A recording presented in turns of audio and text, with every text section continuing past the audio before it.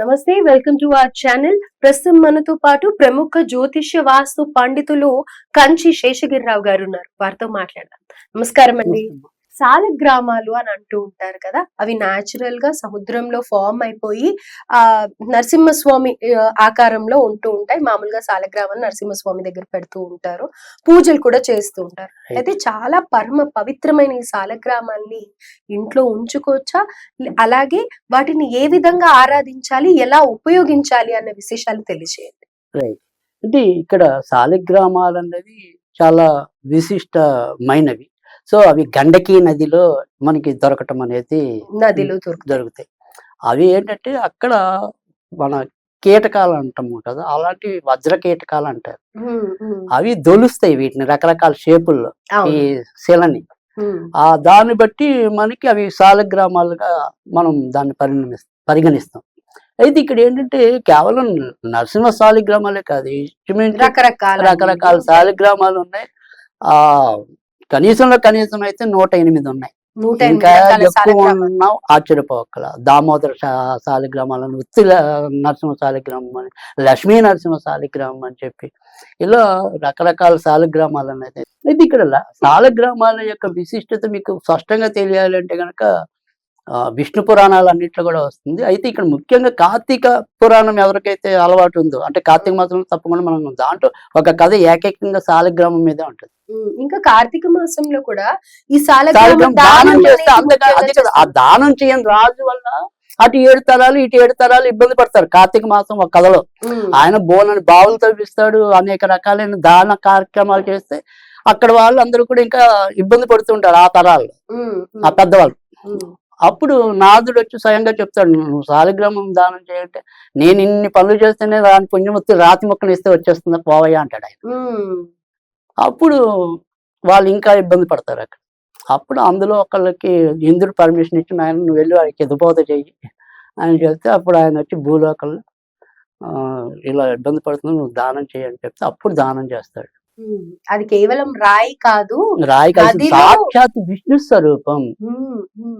విష్ణు స్వరూపం అంటే ఇక్కడ ఏదైతే మనకి అప్పుడు ఈ శాపాలు ఉంటాయో అప్పుడు విష్ణుమూర్తి ఇలా సాలగ్రామ శిలగా అవతరించడం అనేది ఉంటుంది. అంటే ఇప్పుడు పార్వతీ మన సరస్వతీ దేవికి గాయత్రి దేవికి ఇలా ఒకరికొకరు వైరాలు వస్తాయి కదా. బ్రహ్మదేవుడు అప్పుడు ఏమంటాం యజ్ఞం చేయబోతుంటే ముందు ఈవిడ ఒక క్షణం ఆలస్యం అవుతుంది సరస్వతీ దేవి. అప్పుడు ఆ నిమిషాన్ని భర్తీ చేయడానికి గాయత్రిని మాత్రం పెడితే సరస్వతీ దేవి అహంకారం వస్తుంది. అప్పుడు ఒకళ్ళకొకళ్ళు శాపాలు ఇచ్చుకున్న కొంతమంది నదులైపోతారు, కొంతమంది ఇలా చెట్ల వృక్షాలు అయిపోతారు. ఆ రకంగా ఇవి అందరూ కూడా మొత్తం త్రిమూర్తులు 3 పడతారు, అక్కడ ఆడవాళ్ళు 3 కూడా అవుతారు. అందుకే సరస్వతి నది ఇవన్నీ అలా వచ్చాయి. సో అలా సో ఆ రకంగా అవతరించడం అనేది జరిగింది. ఇక్కడ మనకేంటంటే ఇక్కడ ఈ విష్ణువుని ఆరాధించడానికి ఇంతకంటే ఏకైక మార్గం లేదు. అయితే ఇంట్లో పెట్టుకోవచ్చు అంటారా? తప్పకుండా పెట్టుకోవాలి. అసలు పెట్టుకుంటేట ఆ ఏదైతే సాలగ్రామం ఉంటుందో ఆ సాలగ్రామంతో ఉంచిన తీర్థం ఏదైతే ఉంటుందో, అంటే ఇప్పుడు కొద్దిగా నీరు తీసుకుని అందులో సాలగ్రామం ఉంచి మనం కనుక ఆ తీర్థాన్ని సేవిస్తే మనకుండే ఏదైతే బాడీలో ఉండే శారీరక లోపాలు అంటే అనారోగ్యం అనుకోండి, అంతేకాకుండా మీరు చేసే కర్మ పాపాలు ఏవైతే ఉంటాయో అవి కూడా తగ్గుతాయని. అంటే లౌకికంగా అలౌకికంగా రెండింటికి కూడా మనకి ఈ ఆరాధన అనేది చాలా శ్రేష్టం. అంత మహిమ గల సాలగ్రామాన్ని మరి ఇంట్లో మామూలుగా మనం పూజలు చేసే వాళ్ళము పెట్టుకొని ఆరాధించడం వల్ల మరి ఇబ్బందులు ఏమన్నా ఉంటూ ఉంటాయి కదా. రోజు ఒకే విధంగా మనం మహా నైవేద్యం కానీ లేకపోతే ఆచరించాం కదా కొన్ని విధానాలు. ఈ సాలగ్రామాలకు ముఖ్యంగా చెప్పింది ఏంటంటే దీన్ని పెట్టుకోవడానికి ఎలాంటి ప్రాణ ప్రతిష్ట అవసరం లేదన్నారు, ఎలాంటి గురూపదేశం అవసరం లేదన్నారు.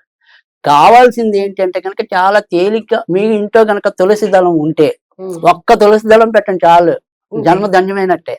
అంటే శివలింగానికి మారేడు దళాలు ఎంత ఇదో ఈ యొక్క సాలగ్రామానికి తులసి దళం అనేది అంత శ్రేష్టం. స్వయంగా నారాయణుడే అని అంటున్నారు కాబట్టి నారాయణుడికి ప్రీతి కలిగేది తులసి. తులసి సమర్పిస్తే అది చాలు, ఇంకా అంతకంటే మీరు చేసుకోవాల్సిన పూజలు కానీ ఏం లేవు. కానీ చిన్న మంత్రం అయితే చెప్తాను, అది మీకు ఓపికంటే చేసుకోండి, అంతవరకే. ఓం సాలగ్రామ నివాసాయ విష్ణవే నమః, ఓం సాలగ్రామ నివాసాయ విష్ణవే నమః. ఇది మీకు ఎన్నిసార్లు చదవాలనిపిస్తే సాలగ్రామంలో నివాసం ఉండే విష్ణుడికి నమస్కారం. అంతే, చాలా తేలిక. సాలగ్రామాలు పూజించడం అంటే కనుక ప్రతి ఒక్కరు, అంటే ఇప్పుడు ఇంకా కొన్ని శ్రీచక్రం ఇలాంటివి ఉంటే ఇంకా భయపడతారేమో, కానీ సాలగ్రామం పెట్టుకోవడానికి ఎలాంటి భయాలు అక్కర్లేదు. అయితే అంతేకాదు, మీరు ఏదైనా ఇందాక చెప్పినట్టుగా మనం ఎవరికైనా దానం ఇవ్వాలన్నా కూడా, అంటే కార్తీక మాసంలో ఏదైతే ఒక కన్యాదానం ఉంటుందో, అంటే పెళ్లి చేయడం, అది ఎంత ఫలితం ఇస్తుందో దానికంటే 1,00,00,000 రెట్ల ఫలితం అనేది సాలగ్రామ దానం అన్నారు కార్తీక మాసంలో. కనుక మీరు ఎవరికైనా ఇవ్వాలన్నా కూడా కార్తీక మాసంలో ఎవరికైనా సద్బ్రాహ్మణుడికి ఇచ్చినా గానీ అది కూడా అనంత కోటి పుణ్యాలను ఇస్తుంది. అయితే ఇప్పుడు కార్తీక మాసంలోనే కాకుండా ఇలా విశిష్టమైన రోజుల్లో ఎప్పుడైనా దానం ఇవ్వచ్చా సాలగ్రామం? తప్పకుండా. ఇప్పుడు ముఖ్యంగా ఏదైతే పాల్గొన మాసం అనేది కూడా విష్ణువుకి చాలా ప్రీతికరమైనది. తర్వాత అంత క్రితం అయిపోయింది ఏదైతే మార్గశిర మాసం ఉందో కూడా అది విష్ణువుకి ప్రీతికరమైనది. కనుక ఈ పాల్గొన మాసం అంతా కూడా విష్ణువే కొలువు ఉంటాడని కూడా శాస్త్రాలు చెప్తున్నాయి.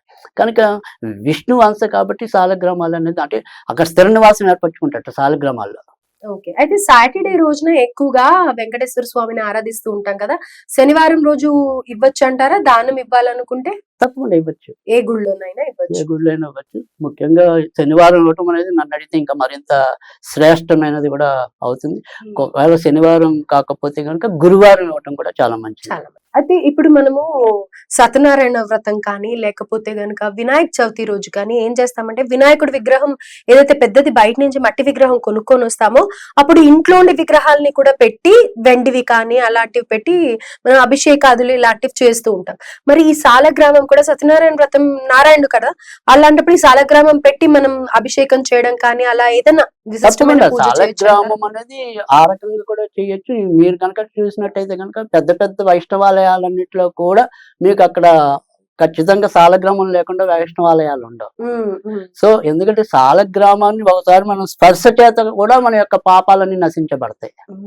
సో అలాంటి సాలగ్రామాన్ని ప్రతి ఒక్కళ్ళు కూడా ఉంచుకోవచ్చు. అంటే కొద్దిగా శైవ భక్తులకు వ్యతిరేకమేమో కానీ నన్ను అడిగితే ఏ భక్తులైనా కూడా పెట్టుకోవచ్చు.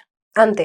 అది ఆ యొక్క సాలగ్రామాన్ని పూజించడం అనేది ఒకటి. రెండోది ఇందాకే చెప్పాను, మనం ఏ పూజ తెలిసిపోయిన ఒక తులసి దళమును కొద్దిగా వాటర్లో ఇది ఉంచి ప్రతిరోజు మనం తీర్థంగా నీళ్ళైతే ఖచ్చితంగా ప్రతిరోజు మార్చాలి కదా సాలగ్రామంలో పెట్టింది. అంతేగా, పూజ చేసుకునే ముందర మళ్ళీ ఏదైనా తులసి మొక్కల్లోనో అలా తొక్కని మొక్కల్లో వేయొచ్చు. మనం తీర్థంగాను కూడా తీర్థంగా తీసుకుంటే చాలా మంచిది. చాలా మంచిది. అవును, ఆరోగ్యానికి మంచిది. ఏదైనా సరే మనకి ఏదో తెలుసో తెలియక కొన్ని పాపాలు చేస్తుంటే ఆ పాప సంకుచిత పాపాలన్నీ కూడా పోవడానికి మనకి అన్ని రకాల, అందుకే ఎంతకన్నా లౌకికం అలౌకికం ఏదైనా కూడా. సో అది తర్వాత మనకి అదేమవుతుంది, పరమలౌకికం అవుతుంది. మామూలుగా చూసినట్టయితే ఆ సాలగ్రామాన్ని ఎవరో పనిమాల చెక్కారా అన్నట్టు అనిపిస్తుంది, కానీ ప్రకృతితో ఆ కీటకాలు అంత చక్కగా మెట్ల రూపంగా, లేకపోతే అక్కడ ఒక్కొక్కసారి ఆ ప్రతిమలు కూడా స్వామివారి ముఖాలు కూడా కనిపిస్తాయి. నరసింహ సాలగ్రామం చూస్తే స్పష్టంగా సుదర్శన చక్రాలు లోపల చాలా స్పష్టంగా ఉంటాయి. అవే ఎక్కువ లక్ష్మీ నరసింహ సాలగ్రామాలు విరివిగా మనకి వైష్ణవ దేవాలయాలన్నింటిలో కూడా వాడటం అనేది జరుగుతుంది. నల్లగా ఉంటాయి పైగా, అంతేనా? బాగా నల్లగా ఉంటది. సో ఇక్కడ మామూలుగా ఏదైతే పంచాయతీని పూజ చేసుకునే వాళ్ళ దాంట్లో కూడా ఖచ్చితంగా సాలగ్రామం ఉంటుంది. తర్వాత మన ఈ నర్మదా నదిలో బాణలింగం వస్తుంది. తర్వాత మళ్ళీ దేవి మూర్తి ఒకటి వస్తుంది, విష్ణు మన వినాయకుడు ఒకటి వస్తారు, తర్వాత సూర్యుడు ఒకళ్ళు వస్తారు. మొత్తం 5 కలిపితే దాన్ని పంచాయతీని పూజ. సో ఈ పంచాయతీని పూజ జరపకుండా ఏ ఆలయం ఉండదు. అంటే పెద్ద ఆలయాల సంగతి చెప్తున్నాను నేను. చిన్న చిన్న ఆలయాలు, చిన్న చిన్న పురోహితులకు ఒక్కోసారి తెలియచ్చు, తెలియకపోవచ్చు. ఇంట్లో కూడా పంచాయతనం పెట్టుకోవాలంటే ఇంట్లో నేను ఖచ్చితంగా పంచాయతీ పూజ అయితే నేను చేస్తాను. నా దగ్గర మంచి లక్ష్మీనరసింహ సాలగ్రామం ఉంది, తర్వాత ఈ బాణలింగం ఉంది. సో ఈ 5 పెట్టి పూజ, అంటే ఈ విధానాలన్నీ తెలిసిన వాళ్ళు ఆచరించగలిగితే